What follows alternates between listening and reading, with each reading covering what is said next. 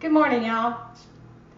I'm really into baking right now. I'm sure a lot of you are as well, but not as much as I usually am. But today I'm making up some chocolate peppermint biscotti. I love chocolate and peppermint together, and so I look for ways to use it. And this is a favorite of mine. I love biscotti because it's a cookie that you can have that's not so overly sweet. It's great to have in the afternoon with your coffee. It's great to share, and it lasts very well. So I encourage you, if you've not ever made it before, to give it a try. Biscotti is a twice baked cookie, and so I'm going to show you that whole process. But we first have to start with our dough, and we're going to do that by combining 2 cups of all-purpose flour, a half of a cup of unsweetened dark cocoa, 1 teaspoon of soda, and a teaspoon of salt. And we're going to put all that together, and I need to get a little more salt. Sorry, I forgot to get it out. I'm going to put that salt, and we're going to sift those together. And this is one time I really do recommend that you do sift it, so that it gets all mixed in there and it incorporates well. While I'm sifting that, I'm going to go ahead and start creaming my butter. I have 6 tablespoons of butter, and I use unsalted butter. So if you use salted butter, you don't want to add in the extra half teaspoon of salt that I added in here. Actually, a 1/4 teaspoon of salt, sorry. I'll have the recipe all up for you.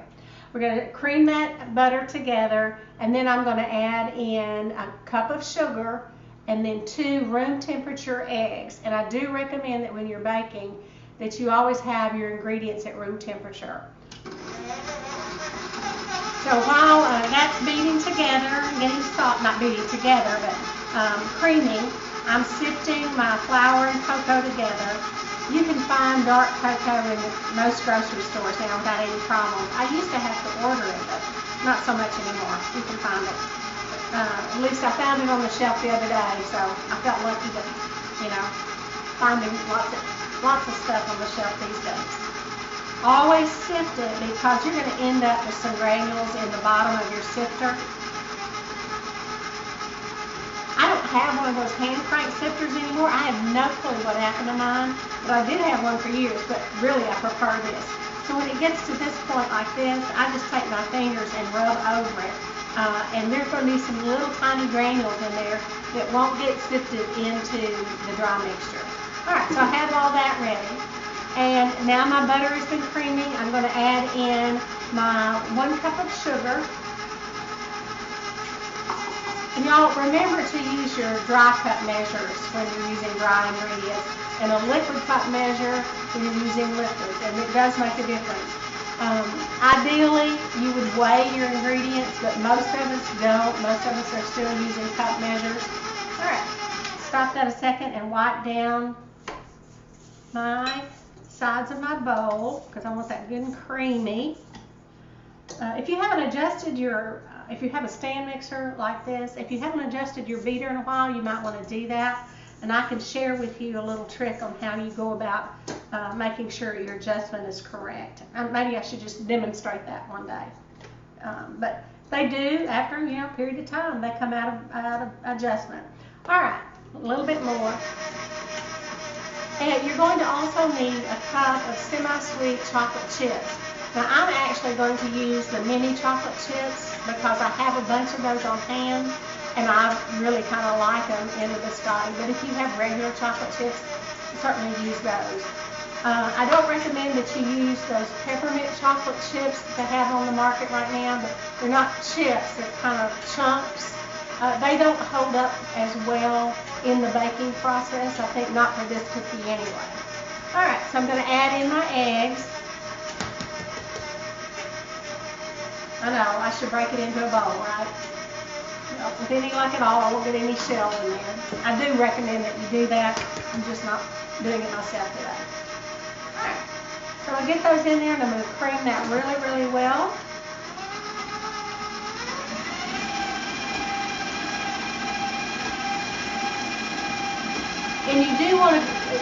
You're creaming really well here. Once you add your dry ingredient, you are not going to want to overbeat it because that'll make a tough cookie.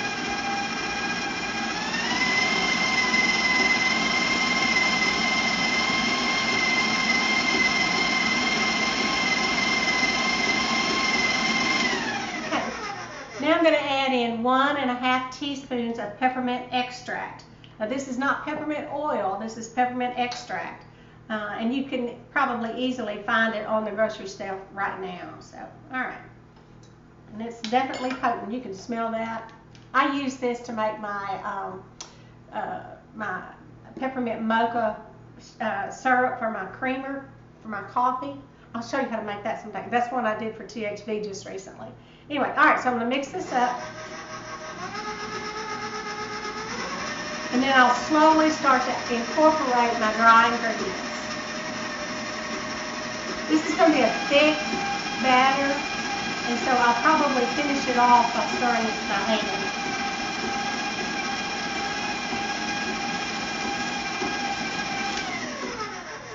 You know, I think one of the best, if you do much baking anyway, much cooking, I do highly recommend a stand mixer. Mine happens to be a KitchenAid. I've had it for years and years and years. Smeg makes a really good one. I'm not really familiar with any of the others, but they are an investment. But right now, I'm seeing them on sale at really good prices. Anyway, I'm not getting paid to do that. But if you don't have a stand mixer and you like to bake, I certainly encourage you to ask for one, maybe for Christmas or whatever.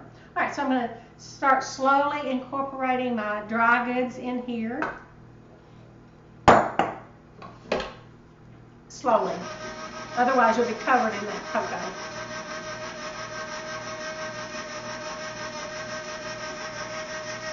This freezes really well too, by the way.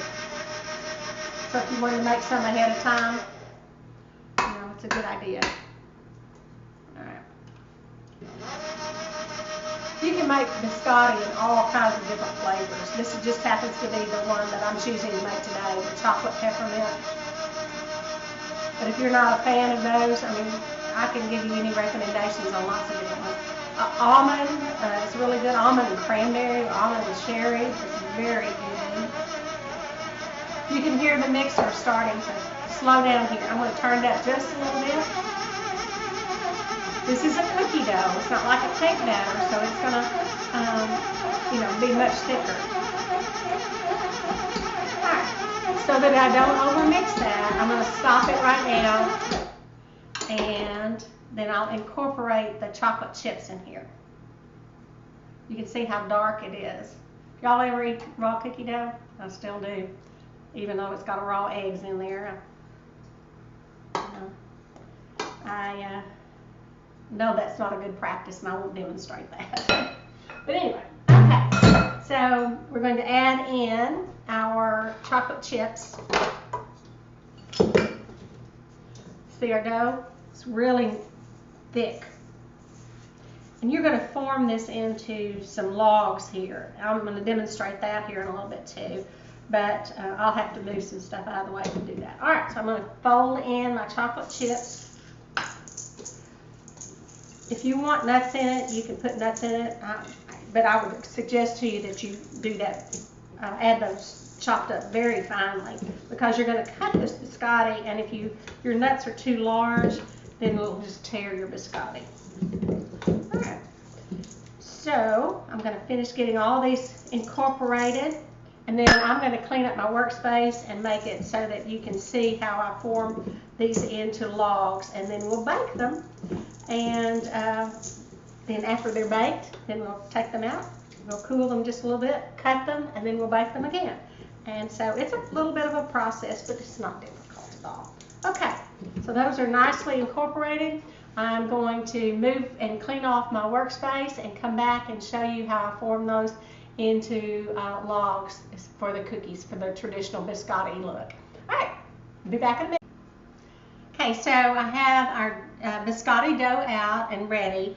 The chocolate chips have been incorporated well. I'm going to take that after I flour my hands a little bit. You don't want too much flour on there, but you do want some. And I'm going to divide that in half. You could make this into one big log and just watch the baking time on it. I prefer to do it 2 smaller ones and have smaller biscotti. I think they look better. All right, so what we're going to do is we're going to take our cookie sheet, which has been lined with parchment paper, and we're going to form these into logs that are about 12 inches by 2 inches. Now that's just an approximate measurement, you know, you don't have to be exact on that. Traditional biscotti kind of look like half moons. So what you want to achieve here is a thickness that's about the same all the way down. So that's getting close to 12 inches there, maybe a little bit longer. Then once I have it out rolled into a log like this, I'm going to mash it down just a little bit so that it's flattened out a little bit on top. Okay? All right. Remember, we're going to slice these later on. All right, put that on our baking sheet. We'll do the other one. Might want to flatten that out just a little bit more. Had it a little thick. You know, and they don't have to be precise. They're going to be delicious, however. All right, so take this. I'm going to roll it out again. You don't want to overwork it because it, you know, the more you work dough like this, the tougher it's going to get. So it really doesn't take much effort to get it there. Okay, that's about right. Now I'm going to mash it down so that it's about 2 inches across. I want to dome it just a little bit. All right, then you're going to put this in your oven and you're at 350 degrees and you're going to bake it for about 30 to 35 minutes. Once it comes out, you're going to let it cool for 5 minutes and then you're going to slice it and bake it again. So I'm going to put it in the oven and let it bake, and then I'll come back and show you what we do then. Our biscotti are out of the oven and I've let them cool for at least a good 5 minutes. If you don't do that, if you try to cut them right when they come out of the oven, they'll fall apart. They'll tear up, and that's not what you want at all. So then you want to take a really good, sharp, serrated knife, and you're going to cut on a diagonal and make slices about 3/4 of an inch, a half to 3/4 of an inch. That little end piece right there, you can set that aside. That's kind of the cook's treat if you want. So I've already sliced one of the loaves, and now I'm going to slice this one. What we'll do is put them back onto the cookie sheet, put them back in the oven, and let them cook for another 10 minutes or so until they're good and dry on each side. If you wanted to, after they're cooked and cooled, then you could dip them in some melted chocolate and sprinkle on some crushed peppermint. I'm not going to do that today because I'm going to put these in the freezer to have for later on.